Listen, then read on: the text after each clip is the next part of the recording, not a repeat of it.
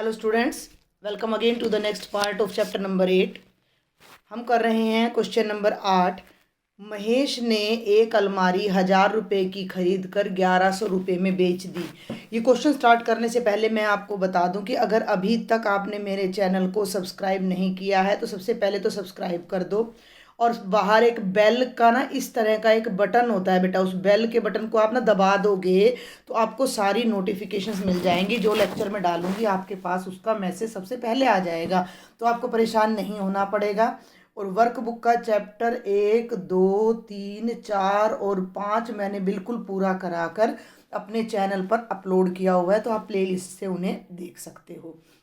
अब हम क्वेश्चन पर आते हैं। महेश ने एक अलमारी 1000 रुपये की खरीद कर 1100 रुपये में बेच दी और एक सीडी प्लेयर। अब ये जब मैंने फ़ोटो खींचा इसको तो ये यहाँ पर वो हो गया था, थोड़ा दब गया था। तो सीडी प्लेयर है ये 2000 रुपये में खरीद कर 2150 में बेचा। बताओ किस सौदे में अधिक लाभ हुआ, और यदि लाभ को प्रतिशत में बदला जाए तो किस सौदे में अधिक लाभ हुआ। ठीक है भाई, अब जरा ध्यान देंगे फटाफट से कि अलमारी कितने में खरीदी 1000 में, और कितने में बेची 1100 में। तो हम यहाँ सीधा लिख देते हैं अलमारी पर 1000 में खरीद के 1100 में बेची तो फ़ायदा हो रहा है। लाभ कितना हुआ, ज़्यादा कीमत में से हम कम कीमत को घटा दें तो 1100 में से 1000 रुपये घटाए तो कितने बच गए भाई, 100 रुपये। तो अलमारी पे तो फ़ायदा हुआ 100 का। और अब बच गया CD प्लेयर, इंग्लिश में लिख दिया है मैंने, CD प्लेयर पर लाभ। CD प्लेयर 2000 में खरीदा, 2150 में बेचा। तो 2150 में से जब मैं 2000 घटाती हूँ तो 150 रुपये का फ़ायदा होता है। तो सबसे पहले तो ये बताओ कि किस सौदे में अधिक लाभ हुआ। तो आप यहाँ लिखोगे कि CD प्लेयर बेचने पर अधिक लाभ हुआ। CD प्लेयर बेचने पर अधिक लाभ हुआ। आगे बात समझ में, बहुत ही सरल से प्रश्न है ये, अधिक लाभ हुआ। इसको नोट कर लेना, थोड़ी सी बीड़ा बीड़ा करके आप लिखना, क्योंकि इसमें भी लाभ प्रतिशत भी निकालना है। इसको मैं अब डिलीट कर रही हूँ, इरेज कर रही हूँ। अब इससे अगला हमारा जो प्रश्न है 8वें का ही अगला भाग बता रही हूँ मैं, कि लाभ को प्रतिशत में बदलें। ध्यान देना। तो पहले अलमारी बेचने पर लाभ हो रहा है 100 रुपये का, कितने पे हो रहा है, 1000 पे। ये बात आपने समझनी है भाई। आपने 1000 रुपये में अलमारी खरीदी, जब भी 100 रुपये का फ़ायदा हुआ। तो 100 में खरीदते तो कितने का फ़ायदा होता। तो अलमारी पर लाभ प्रतिशत, दोनों पर अब हम लाभ प्रतिशत निकालने जा रहे हैं। तो अलमारी पर लाभ प्रतिशत हो जाएगा, इसको मैं डायरेक्ट ही करा रही हूँ, फार्मूला नहीं लगा रही, क्योंकि अभी हम प्रतिशत के क्वेश्चन कर रहे हैं। तो 100/1000 गुणा 100। ये क्या किया है मैंने, समझो बात को। 100 रुपये का फ़ायदा हुआ 1000 रुपये पर, और ये 100 लगाया मैंने प्रतिशत के नाम का। ठीक है भाई, आगे बढ़ूँ मैं। 2 जीरो से 2 जीरो कट गई, 1 जीरो से 1 जीरो कट गई, 10% का लाभ हुआ। और यहाँ हम लिखेंगे CD प्लेयर पर लाभ प्रतिशत। तो CD प्लेयर पर हुआ था 150 का लाभ, खरीदा कितने में था, 2000 में। 2000 में खरीदने पर हमें जो फ़ायदा हो रहा है वो 150 का हो रहा है। तो 150/2000, और प्रतिशत में बदलना है तो 100 से गुणा कर दो।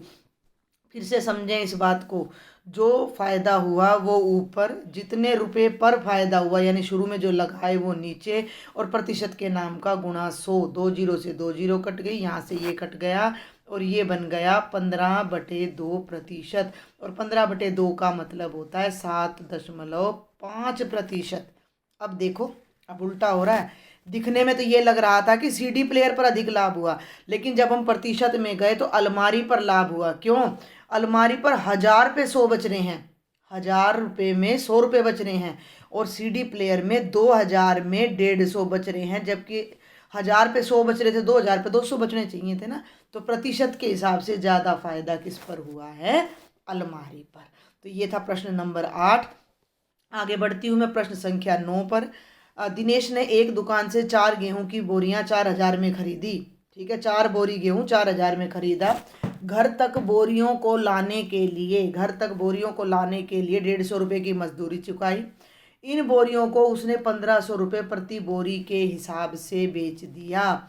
प्रत्येक बोरी का लागत मूल्य कितना है? पहले तो एक बात को समझो भाई, 4 बोरी 4000 में खरीदी, तो एक बोरी कितने में खरीदी? एक बोरी का क्रय मूल्य कितना हो गया भाई? जब 4 बोरी 4000 में खरीदी हैं तो 4000 को 4 से भाग कर दो, तो एक बोरी का क्रय मूल्य तो हो गया 1000 रुपये। लागत मूल्य क्या होता है कि कितना उस पर लगाया। अब एक बात और समझो कि उसने 150 रुपये मजदूरी चुकाई है। कितनी बोरियों की मजदूरी चुकाई है भाई? 4 बोरियों की। तो एक बोरी की मजदूरी कितनी हो गई? तो 150/4, तो 4×3=12, और भाई 5 में से 2 गए 3, और 4×7=28, और 4×5=20, यानी 37.5। आना समझे ना मेरी बात को? तो एक बोरी पर 1000 रुपये की तो बोरी खरीदी, और एक बोरी पर मजदूरी कितनी पड़ रही है? 37 रुपये 50 पैसे। तो एक बोरी पर लागत यानी कितना लगा दिया दिनेश ने, वो हो जाएगा 1000 जमा 37 रुपये 50 पैसे। तो ये हो जाएगा 1037 रुपये 50 पैसे। ठीक है, आगे बढ़ें। चलो भाई, अब कहता है चारों बोरियों का विक्रय मूल्य कितना है। इसके लिए आप इस लाइन को पढ़ो। उसने 1500 रुपये प्रति बोरी के हिसाब से बेचा। एक बोरी 1500 में बेची, तो 4 बोरियों का मूल्य कितना हो गया? 1500 × 4। इस तरह की गुणा करने के लिए 15 को 4 से गुणा कर दो, 15×4=60, और ये 2 जीरो बाद में लगा दो, 6000 रुपये। ठीक है, चारों बोरी कितने में बेची? 6000। अब मैं यहाँ आपको एक बात और बता दूं कि प्रत्येक बोरी पर होने वाला लाभ प्रतिशत कितना है। देखो एक बात को ध्यान से सुनना, इसको प्रत्येक की बजाय ना तुम 4 बोरियों पे ले जाओ। जितना 4 बोरियों पे लाभ होएगा उतना एक बोरी पे। 2 भाग तो हो गए हमारे, 2 भाग हो गए ना। तीसरे भाग को करने के लिए क्या करो, 4 बोरी पड़ी 4000 की, 150 रुपये लगाई उसने मजदूरी, तो चारों बोरियों पे खर्चा आ गया 4150 का, और बेची कितने की? 6000 की। अब इस पे लाभ निकाल दो आप, क्योंकि अगर एक बोरी को लोगे तो दशमलव में जाना पड़ेगा, और वो हमारा पड़ जाएगा थोड़ा सा मुश्किल। ठीक है, मेरी बात समझ रहे हो? ये कह तो यही रहा है। देखो पहले मैं ना आपको यही कराती हूँ, चौथा भाग कराती हूँ। चौथा भाग ध्यान से देखना। चारों बोरियों पर होने वाला लाभ प्रतिशत कितना है? ठीक है, क्या प्रत्येक बोरी पर होने वाला, क्या एक बोरी पर होने वाला लाभ प्रतिशत और चारों पर होने वाला लाभ प्रतिशत बराबर है? क्यों? हाँ, इसमें बराबर आएगा वैसे। तो आप यहाँ लिखो चारों बोरी पर लागत, चारों बोरी करना ही पड़ेगा भाई ये तो हमें, पर लागत कितनी हो गई? 4000 की तो बोरी आ गई, 150 रुपये मजदूरी दे दी, 4150 रुपये तो दिनेश ने कर दिए खर्च। और चारों बोरी कितने में बेच दी उसने? ये विक्रय मूल्य है। एक बोरी 1500 की बेची, तो 4 बोरी कितने की बेच दी? 6000 की। लाभ कितना हो गया भाई?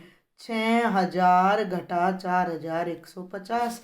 0 10 में से 5 गए 5, 9 में से 1 गए 8, और 5 में से 4 गए 1, 1850 रुपये। अब हमने निकालना है लाभ प्रतिशत। ये सारी बात आप अपने वर्कबुक में नोट कर लो, फिर मैं निकालूंगी लाभ प्रतिशत, क्योंकि अभी यहाँ पे थोड़ी सी मुझे जगह कम पड़ जाती है, तो इसके लिए मुझे थोड़ा सा बार बार इरेज करना पड़ता है। तो 4150 में खरीदी, 6000 में बेची, और 1850 का फ़ायदा हो गया। अब मैं लाभ प्रतिशत कैसे निकालूंगी? जितने का फ़ायदा हुआ यानी 1850 ऊपर, 4150 नीचे, गुणा 100। तो 4 बोरियों पर, मैंने तीसरा भाग अभी छोड़ रखा है, करवाती हूँ अभी। अच्छा, लाभ प्रतिशत, तो ये आ जाएगा 1850/4150 गुणा में 100। ठीक है भाई, 0 से 0 कट गई, और ये कैलकुलेशन अब आपको करनी पड़ेगी। 5 तिये 15, 5 सत्ते 35, 5 आठे 40, 5 तिये 15, और ये बन गया 3700/83%। ठीक है, मैं अभी इसको यहाँ पर अलग से भाग करके आपको दिखाती हूँ।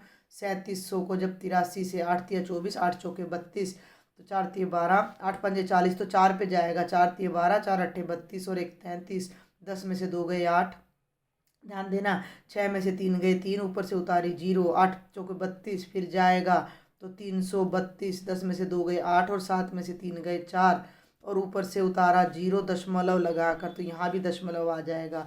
अब ये 5 पे जाएगा, तो 44.5% के आसपास, 1 मिनट भाई, 44.5% के आसपास हमें लाभ हो रहा है। मैं यहाँ लिख देती हूँ, 4 बोरियों पर 44.5% लाभ हो रहा है। ठीक है भाई, आगे बढ़ें अब हम। तो अब ये तीसरा जो प्रश्न है ना, ये मैंने बीच में छोड़ दिया था, 1 बोरी पर कितना लाभ है। आप याद कर लो, अपनी बुक आपके सामने है, आप देख सकते हो कि 1 बोरी कितने में खरीदी है। 1000 रुपये में तो खरीदी है। 1 बोरी पे खर्चा 37.5 आया है, तो 1 बोरी 1037.50 रुपये में खरीदी और 1500 में बेची। 1500 में बेची, तो जो लाभ हुआ वो हुआ 1500 घटा 1037.50। ठीक है भाई, 0, 10 में से 5 गए 5, 9 में से 7 गए 2, 9 में से 3 गए 6 और 4, 1 बोरी पर 462 रुपये 50 पैसे का लाभ हुआ। अब निकाल दो लाभ प्रतिशत। जितने का लाभ हुआ वो ऊपर, 462.50 ऊपर, जितना मैं खरीदी थी वो नीचे 1037.50 और गुणा में 100। अब मैं एक बात आपको बता दूं कि ऊपर यहाँ हर में भी दशमलव के बाद 2 अंक, यहाँ भी, तो ये दशमलव आप डायरेक्ट मिटा सकते हो। अब ये दशमलव है ही नहीं। ठीक है, ये 2 0 से 2 0 कट गई। और अब हम इसको सॉल्व करेंगे। यहाँ अलग से मैं सॉल्व करके दिखा रही हूँ। 4625 बटे 10,375 गुणा में 100। अब ये 5 पर काटना पड़ेगा या 25 पर काटना पड़ेगा। तो 25 पर 5 पर काट के दिखाती हूँ। चलो, आप थोड़े छोटे बच्चे हो। 5 नहीं 45, 1, 5 दूनी 10 और 5 पंजे 25, 5 दूनी 10, 0, 5 सत्ते 35, 5 पंजे 25। ठीक है, अभी इसको सीधा 25 पे करूँ तो 25 तिये 75, हाँ 25 तिये 75, 92 में से 75 जाएगा तो 17 आएगा। 25 तिये 75 और 25 सत्ते, ठीक है, 25 सत्ते 175 हमारा आ जाता। तो ऊपर तो 37 आएगा और 25 अट्ठे 200 और 25 तिये 75, बिल्कुल वही आ गया जो नीचे चौथे भाग में आया था, 3700 बटे 83%। और ये आ गया 44.5%। यानी 1 बोरी पर भी उतना ही लाभ हो रहा है जितना 4 बोरियों को इकट्ठा बेचने पर लाभ हो रहा था। ठीक है, समझ आया। कोई भी डाउट हो ना, आप मेरा व्हाट्सएप ग्रुप भी ज्वाइन करो, जो इसका लिंक मैं हर बार डिस्क्रिप्शन बॉक्स में डालती हूँ। डिस्क्रिप्शन बॉक्स आप पढ़ लिया करो। जहाँ आप चैनल देखते हो ना लेक्चर, उसके नीचे हल्का सा ऐसे एरो का निशान होता है, उसको क्लिक करोगे तो पूरी डिटेल आ जाएगी। उस डिटेल में आप देखना कि मैंने हर लेक्चर का लिंक डाल रखा है और अपने व्हाट्सएप ग्रुप का लिंक डाल रखा है, तो वहाँ से आप देख सकते हो। आगे बढ़ते हैं। प्रश्न संख्या 10 है ये हमारी, ये देख लो, ये है प्रश्न संख्या 10। ठीक है भाई, तो तुम अक्सर बाजार में देखते होंगे कि कुछ दुकानों के बाहर 100% छूट, नहीं 10% छूट, 20% छूट या डिस्काउंट लिखा होता है। इससे तुम क्या समझते हो? इससे हम क्या समझते हैं कि 10% डिस्काउंट यानी कि छूट का अर्थ है कि किसी वस्तु की कीमत के प्रत्येक 100 रुपये पर, पहले मैं लिख दूं फिर आपको समझाती हूँ, किसी वस्तु की कीमत के प्रत्येक 100 रुपये पर 10 रुपये की हमें छूट मिल रही है या 10 रुपये हमें कम देने होंगे। ठीक है, 10 रुपये की छूट है। इसको आप नोट कर लेना। क्या मतलब है अब इस बात का? अब इसका मतलब ये है कि अगर कोई चीज़ आ रही है 100 रुपये की, तो और वो दुकानदार कह रहा है मैडम आपको 10% की हम दे रहे हैं छूट, तो वो मुझसे 100 रुपये नहीं लेगा। 100 का 10% कितना हो गया? 10, तो वो मुझे 10 रुपये कम करके 90 रुपये में वो आइटम दे देगा। 10% का मतलब हर 100 रुपये पे 10 रुपये की छूट। अब कोई आइटम आ रहा है मेरा 250 में, 250 के 3 हिस्से कर दूँ मैं, 100, 100 और 50 हो गए 250। पहले 100 पे 10 रुपए की छूट, अगले 100 पे 10 रुपए की छूट। जब 100 पे 10 की छूट है तो 50 पे कितने की होगी? 5 की। तो पूरे आइटम पे मुझे कितने की छूट हो जाएगी? 25 की। तो 250 का जो आइटम है वो मुझे 250 में से 25 कम करके 225 रुपये का पड़ जाएगा। ये छूट का मैंने आपको एग्जाम्पल दे दिया है और वैसे मैंने छूट का मतलब आपको लिखवा दिया है। आगे बढ़ते हैं प्रश्न संख्या 11 पर। अपनी रोजमर्रा की दिनचर्या में तुम किन किन मौकों पर 10%, 20%, 50% या इसी तरह के प्रतिशत वाले शब्द इस्तेमाल करते हो या किसी और को इस्तेमाल करते हुए देखते हो? हम बाजार में जाते हैं, ठीक है ना, बाजार में शॉपिंग करते हैं, तब हम देखते हैं, तो हम यहाँ लिख देते हैं। नंबर 1 रोजमर्रा के जीवन में पूछ रहा है ना, बाजार में खरीदारी के समय हमें इतने प्रतिशत छूट मिल रही है। नंबर 2 कई बार हम कहते हैं कि पेट्रोल का दाम बढ़ गया, 5% दाम बढ़ गया, 1% दाम बढ़ गया। तो किसी वस्तु का दाम घटने या बढ़ने पर हम इन शब्दों को अपने दैनिक जीवन में ज़रूर सुनते हैं, ठीक है। और सबसे बड़ी बात, आप विद्यार्थी हो तो जब आप एग्ज़ाम देते हो, परीक्षा लिख लेना, चाहे एग्ज़ाम लिख लेना, एग्ज़ाम देते समय जब या परीक्षा परिणाम प्राप्त करते समय, ठीक है ना, एग्ज़ाम देते समय, या फिर आप लिख सकते हो कि परीक्षा परिणाम में भी हम इस तरह के शब्दों का इस्तेमाल करते हैं, ठीक है भाई। आगे बढ़े प्रश्न संख्या 12। दी गई स्थिति के लिए सवाल बनाओ। सवाल बनाओ, सवाल आपने बनाने हैं। 200 रुपये का लाभ है, क्रय मूल्य 1500 रुपये है। कोई भी क्वेश्चन बना दो। रामू ने एक बोरी चावल रामू ने एक बोरी चावल 1500 रुपये में खरीदे। रामू ने एक बोरी चावल 1500 रुपये में खरीदे। यदि वह 200 रुपये लाभ लेना चाहता है, यदि वह 200 रुपये लाभ लेना चाहता है तो एक बोरी चावल कितने रुपए में बेचे? बन गया भाई सवाल।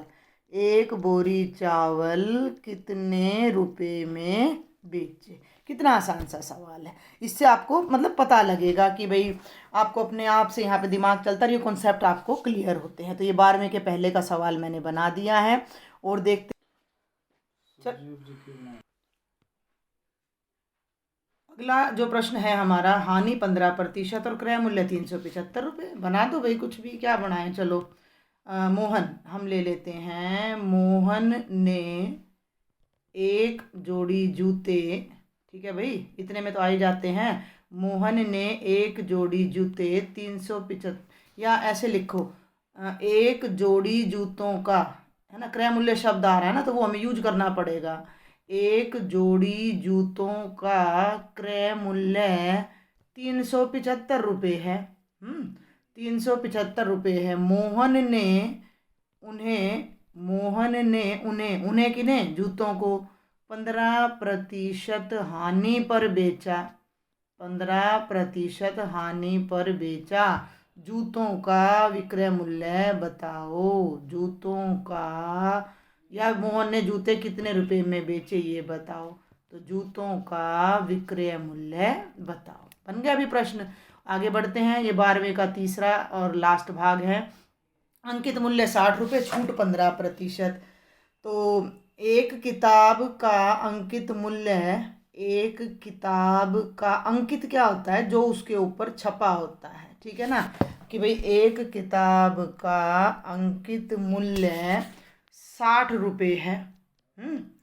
दुकानदार क्या कहता है? 15% की छूट। तो 15% की छूट के बाद, मैं बोल रही हूँ साथ साथ, तो आप अच्छे से लिख लेना, वह किताब कितने रुपए में पड़ेगी? वह किताब कितने रुपए में पड़ेगी? हो गया अभी 12वां प्रश्न हमारा पूरा। हमने 3 प्रश्न बना दिए हैं। आगे चलते हैं भाई हम प्रश्न संख्या 13 पर। 3 कारें दिखाई दे रही हैं भाई आपको। कार ए 23,000 बचाओ, कार बी 42,000 बचाओ, कार सी 23,000 बचाओ। तीनों कारों में किस पर छूट सबसे ज़्यादा है? साफ दिखाई दे रहा है 42,000 बचाओ। तो कौन सी कार है ये है कार बी। कौन सी कार है?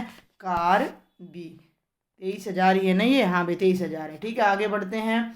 आगे ये क्या कहता है कि कार ए, कार बी और कार सी का मूल्य यदि 2,30,000, 2,80,000 और 1,00,000 रुपये हो तो प्रत्येक कार का प्रतिशत छूट बताओ। ध्यान देना है भाई अब आपको इस बात पर। पहली कार का करके दिखाती हूँ मैं पहले आपको।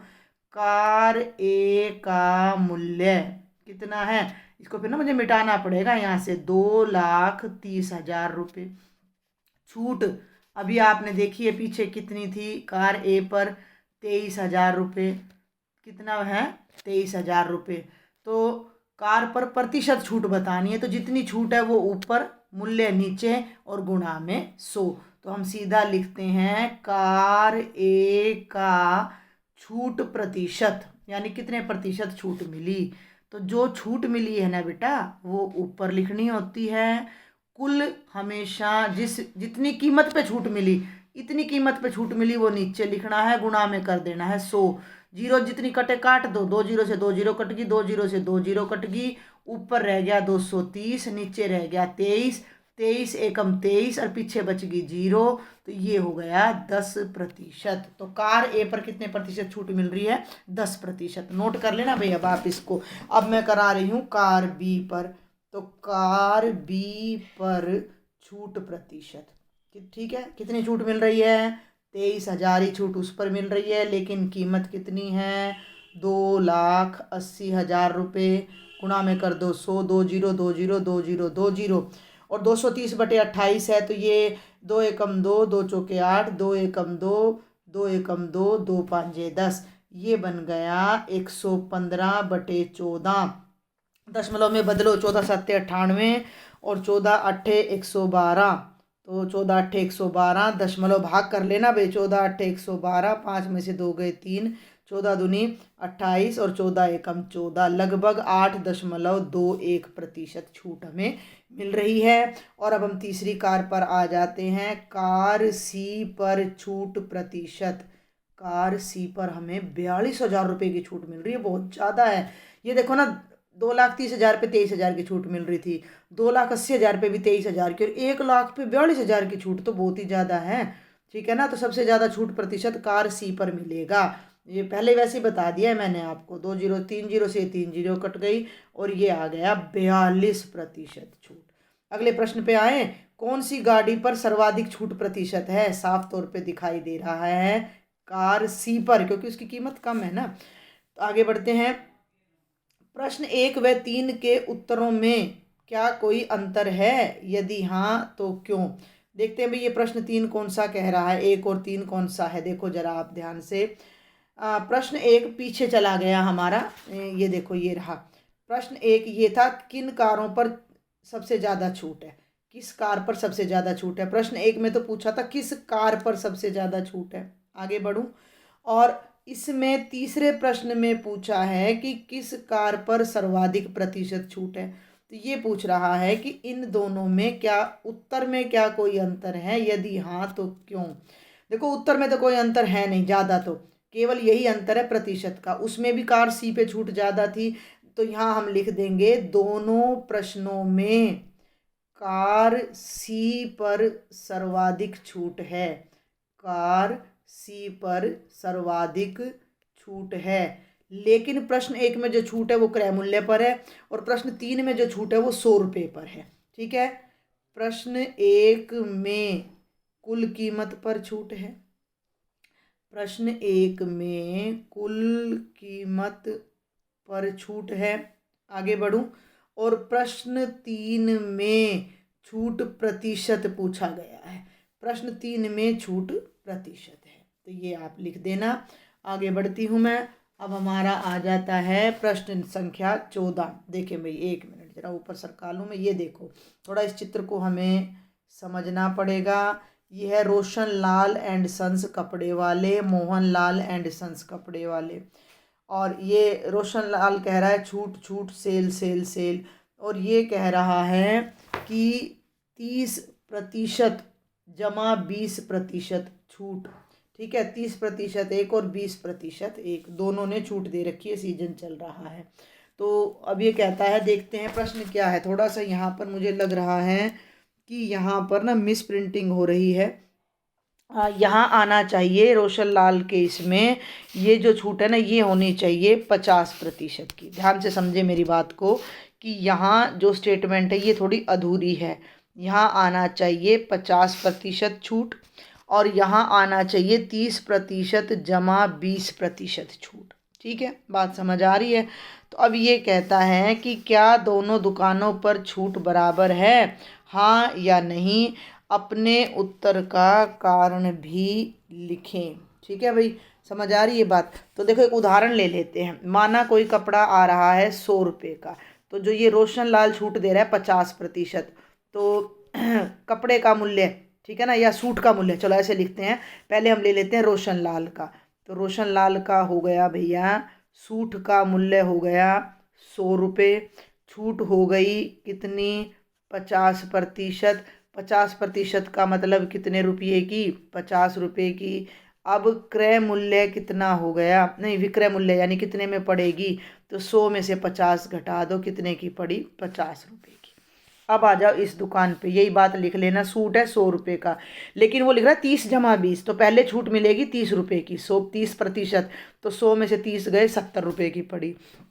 अब उस 70 का 20% फिर छूट है, दूसरी छूट दी है उसने, 2 बार छूट दे रहा है, तो दूसरी छूट कितनी है, 20% है। किसका 20%, 70 का 20%, जो कि बनेगी 70 गुणा 20 बटे में अपना कितना आ जाएगा, 100। यहाँ करती हूँ मैं ऊपर, देखना भाई एक बार, 70 गुणा 20 बटे 100 कट गया, कितने की छूट हो गई, 14 की।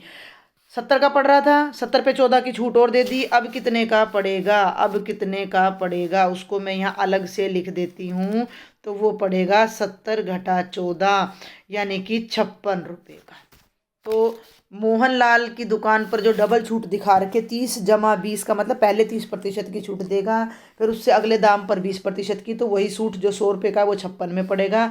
और ये डायरेक्ट 50% की छूट दे रहा है, तो इसकी दुकान पे 50 रुपये में पड़ेगा। तो क्या दोनों छूट बराबर है, तो अब आप अपने आप यहाँ शुरू में लिख देना नहीं, और कारण यही आप उदाहरण भी कर सकते हो, नहीं तो आप डायरेक्ट भी लिख सकते हो कि रोशन लाल एक बार में 50% की छूट दे रहा है। रोशन लाल एक बार में 50% की छूट देता है, जो मोहनलाल से ज़्यादा है, जो मोहनलाल से क्या है, ज़्यादा है। ठीक है। सोनू को अपने कपड़े किस दुकान से खरीदने चाहिए, तो सिंपल सी बात है, रोशन लाल की दुकान से खरीदने चाहिए, पहले वाली दुकान से। तो आप यहाँ डायरेक्ट लिख देंगे रोशन लाल की दुकान से। ठीक है भाई, आगे बढ़ते हैं। अब हमारा आ जाता है आगे मूलधन वगैरह का क्वेश्चन आ जाता है, देखना जरा। 10,000 रुपये मूलधन है, ठीक है, और 10,000 का 10%, 10,000 का 10% यानी गुणा 10/100 कितना बन गया, 1,000 रुपये। तो 1,000 रुपये हमारा क्या हो गया, इसमें जुड़ गया, किसमें जुड़ गया, 10,000 में 1,000 रुपये जुड़ के कितना बन गया, 11,000। इसे हम कहते हैं मिश्र धन। इसके ऊपर फिर 10% लग गया, ध्यान देना, 11,000 का 10% यानी बटे में 100 आ जाएगा, प्रतिशत हटके, तो वो बन गया 1100। अब भैया 11,000 में फिर 1100 जोड़ोगे तो 001 वो बनेगा 12,100, चक्रवर्ती मिश्र धन। तो शुरू में किसी ने 10,000 रुपये लगाए, आखिरी में हो गए 12,100, 12,100 में से 10,000 घटाए तो 2,100 रुपये उसका ब्याज लग गया, 2,100 रुपये उसका ब्याज लग गया। ठीक हो गया। ये आपको समझाने की कोशिश की गई है कि इस प्रकार जब हर साल ब्याज मूलधन में जुड़ता रहे तो इसे चक्रवर्ती मिश्र धन कहते हैं। रोशनलाल का जो मोहनलाल की दुकान थी उस पर भी इसी तरह का काम हो रहा था। वो दिखाने में तो 50% की छूट दे रहा है, लेकिन 100 रुपये पे पहले वो 30 की छूट दे रहा था, 70, और उसका फिर 20% कर दो तो वो 14 की छूट दे रहा था, तो इसीलिए वो 56 में पड़ रहा था। चलिए भाई आगे बढ़ते हैं। 15वां प्रश्न। टीना ने बैंक में 1,000 रुपये जमा कराए, जहाँ 10% वार्षिक ब्याज की दर से चक्रवृद्धि ब्याज दिया जाता है। पहले वर्ष के अंत में उसे कितना ब्याज मिलेगा। 1 साल ख़त्म हो गया तो 1 साल के बाद जो ब्याज मिलेगा 1000 का 10% मिलेगा, तो 2 जीरो से 2 जीरो कट गई, 100 रुपये ब्याज मिलेगा। यदि वह ब्याज ना निकाले तो अब उसके खाते में कितने रुपए हो जाएंगे। पहले कितने थे 1000, ब्याज लग के कितने 100 और बढ़ गए, अब उसके खाते में कितने हो गए 1100। यह धन क्या कहलाएगा, यह धन मिश्र धन कहलाएगा। ठीक है, यह धन क्या कहलाएगा, मिश्र धन कहलाएगा। अमाउंट भी बोल देते हैं इसको इंग्लिश में। आगे चलें, ऊपर अब ये चलूंगी तो इसको डिलीट करूंगी। चौथे प्रश्न पर आ जाते हैं। अब ध्यान देना, कितने थे मीना के खाते में, टीना के खाते में 1100 रुपये। ये मैं पीछे से उठा के ला रही हूँ। इस धन को, किस धन को, 1100 को मूलधन मानकर टीना को दूसरे साल ब्याज के कितने रुपए मिलेंगे। ध्यान देना भाई मेरी बात पे। अब टीना के खाते में है 1100 रुपये, ब्याज की दर वही है कि भाई जितना आपके खाते में रुपया होगा उसका 10% आपको ब्याज मिलेगा, तो 1100 गुणा 10/100। अब टीना को मिल जाएंगे 110 रुपये, ऊपर और मिल जाएंगे 1100 पे। तो 2 वर्ष बाद मिश्र धन कितना होगा, तो 1100 जमा 110 कर दो, जोड़ दो, 0 1 2, 2 वर्ष बाद 1210 रुपये उसका हो जाएगा। 2 साल का कुल ब्याज कितना है, ध्यान से समझना। 2 साल के बाद मीना के खाते में 1210 रुपये हैं और शुरू में मीना ने कितने रुपए लगाए थे, 1000 रुपये, तो ब्याज हो गया 1210 घटा 1000 अर्थात 210 रुपये। ठीक है, समझ आ गया। ये चक्रवर्ती ब्याज। यहाँ देखो साइड में समझने की कोशिश करो। मीना ने डाले 1000 रुपये, पहले साल ब्याज लगा तो 100 रुपये, 1 मिनट भाई, तो 100 रुपये, तो ये हो गया 1100 रुपये। उस पर फिर ब्याज लगा कितना, 10%, तो वो हो गया 110 मिलके 1210। अब हम आगे बढ़ते हैं 7वें प्रश्न पर। ये कहता है कि 1000 रुपये का 10% ब्याज वार्षिक की दर से 2 वर्ष का साधारण ब्याज कितना होता है। साधारण ब्याज बिल्कुल आसान होता है। साधारण ब्याज होता है बिल्कुल सीधा लगता है, मूलधन गुणा दर गुणा समय बटे में 100। यानी 1000 रुपये तो मूलधन हो गया, 10 रुपये का 10% की दर होगी 2 साल के लिए, बटे में 100, तो 2 जीरो से 2 जीरो, 10 ढाई 100, 200 रुपये। चक्रवर्ती ब्याज था तो उसको 210 रुपये ब्याज मिल रहा था, और सिंपल इंटरेस्ट है यानी साधारण ब्याज है तो उसको 200 रुपये मिल रहा है, जो कि कम है। ठीक है भाई, आगे बढ़ते हैं इसी प्रश्न के अंतिम भाग पर। प्रश्न संख्या 6 और 7 के ब्याज में कितना फर्क है, अभी मैंने आपको बता दिया। 210 घटा 200 यानी 10 रुपये का फर्क है। क्यों फर्क है, लिख देना कि यह साधारण ब्याज था और यह चक्रवर्ती ब्याज था। अपने साथियों से चर्चा करो कि बैंक में किन किन जमा योजनाओं पर साधारण और चक्रवर्ती ब्याज दिया जाता है। तो ये आप अपना, ये तो चर्चा का विषय है तो इसमें लिखने की कोई ज़रूरत नहीं है। हाँ, ये कारण अवश्य लिख देना कि ये वाला तो था चक्रवर्ती ब्याज इसलिए ज़्यादा है, और ये वाला है हमारा साधारण ब्याज इसलिए कम है। अब है इसी अध्याय का लास्ट प्रश्न। नीचे दी गई तालिका को आपने भरना है। ध्यान दें, 10,000 रुपये मूलधन है, 10% ब्याज है। पहले वर्ष में कितना ब्याज होगा, तो 10,000 गुणा 10/100। अभी किया है ये क्वेश्चन तो हमने, तो ये हो जाएगा 1000 रुपये। तो मिश्र धन हो जाएगा 10,000 में 1000 जोड़ देना 11,000। अब दूसरे साल खाता शुरू हुआ तो यही 11,000 यहाँ वापस चले जाएंगे। थोड़ा इसको बड़ा कर लेते हैं, चलो ये वाला भाग करा के थोड़ा सा बड़ा करती हूँ, 11,000। अब 11,000 का 10% फिर करो तो कितना ब्याज लगेगा, 1100 रुपये। तो दूसरे वर्ष में जो ब्याज लगना है वो 1100 लगना है। अब 11,000 में 1100 जोड़ दो तो वो बन गया 12,100। ये 12,100 तीसरे वर्ष में चला गया। अब इस 12,100 का 10% कर लो भाई, 12,100 गुणा 10/100, तो ये बन गया 1210 रुपये ब्याज बन गया। अब 12,100 में 1210 जोड़ दो तो 0 1 2 13,310 रुपये मिश्र धन बन जाएगा। अब ध्यान देना, शुरू में हम 10,000 से चले, 13,310 पे पहुंच गए। 3 साल में कितने का फर्क आ गया, 3,310 का। तो वो चक्रवर्ती ब्याज कितना हो गया, 3,310 रुपये। ठीक है भाई, चलें आगे। ये वैसे यहाँ साधारण ब्याज पूछना था इसको, तो साधारण ब्याज मैं इसको मैं मिटा रही हूँ, अब अपना लिख लेना। यहाँ के लिए मैं आपको साधारण ब्याज निकाल कर दिखा रही हूँ कि 10,000 गुणा 10 गुणा 3/100, तो ये आ जाएगा 3,000। तो 3 वर्ष का अगर साधारण ब्याज पूछे तो 3,000 है, और चक्रवर्ती ब्याज पूछे तो 3,310 है। ये जो हल मैंने कराया है उसको स्टेप वाइज आप नीचे कर लीजिएगा। ठीक है भाई, आगे बढ़ते हैं दूसरे भाग पर। 80,000 का 5%, ठीक है। तो पहले वर्ष का ब्याज होगा 80,000 गुणा 5/100, 2 जीरो से 2 जीरो कट गई, 8 पंजे 40, अर्थात 4,000 रुपये। तो 80,000 में 4,000, ये 4,000 मान के चलना भाई, तो ये हो जाएगा 84,000 रुपये। अब अगले साल दूसरे साल का जो ब्याज मूलधन बनता है वो 84,000 है। अब 84,000 का फिर 5%, 84,000 गुणा 5/100, 2 जीरो से 2 जीरो, 5 जीरो, 5 चौके 20, 2 5 8 40 और 2 42, तो ये बन गया भैया 4200। अब इन दोनों को जोड़ लो बेटा, 84,000 में 4200 जोड़ोगे तो ये बनेगा 88,200, और ये 88,200 फिर यहाँ गया।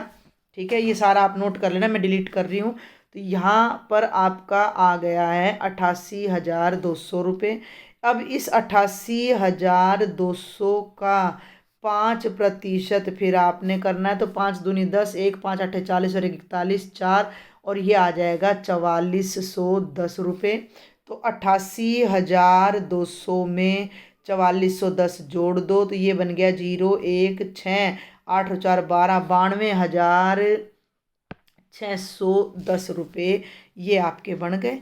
तो चक्रवर्ती ब्याज कितना बना भाई, 92,610 में से 80,000 घटा दो, तो ये बन रहा है 12,610 रुपये। और इसका यहाँ आना था भैया यहाँ, और इसका सॉल्यूशन अभी मैं आपको बताती हूँ। साधारण ब्याज कितना बनेगा, 3 वर्ष का मूलधन 80,000 गुणा दर समय 3 वर्ष और बटे में 100, तो ये 5 तिये 15 और 15 8 120, मात्र 12,000 रुपये आपका साधारण ब्याज बनेगा। तीसरा भाग भी मैं जल्दी से करा देती हूँ। 5,000 का 10%, 5,000 का 10% करोगे, 1 मिनट भी, थोड़ा कॉर्नर से शुरू करते हैं ताकि हमें दिक्कत ना हो। तो 5,000 गुणा 10/100 यानी 500 रुपये ब्याज बनेगा। 5,000 में 500 जोड़ोगे तो ये बन गए 5500। अगले महीने का मूलधन हो गया 5500, तो बेटा जी 5500 पे फिर 10% ब्याज लगेगा, तो वो हो जाएगा 550। 5500 में 550 जोड़ोगे तो वो बन जाएगा आपका 1 मिनट 6,050 बनेगा भाई, 6,050 बनेगा। मैं अभी इसको ना 6,000 करने जा रही थी, तो ये बन गया 6,050। यही 6,050 अगले साल जाएगा। इस 6,050 का 10% करो, 0 से 0 कट गए, 0 से 0 605। तो अब मिश्र धन कितना बन गया, 6,050 में 605 जोड़ो तो 5 5 6655 रुपये। लास्ट में 3 साल बाद 6655 पड़े हैं, शुरू में कितने थे 5,000।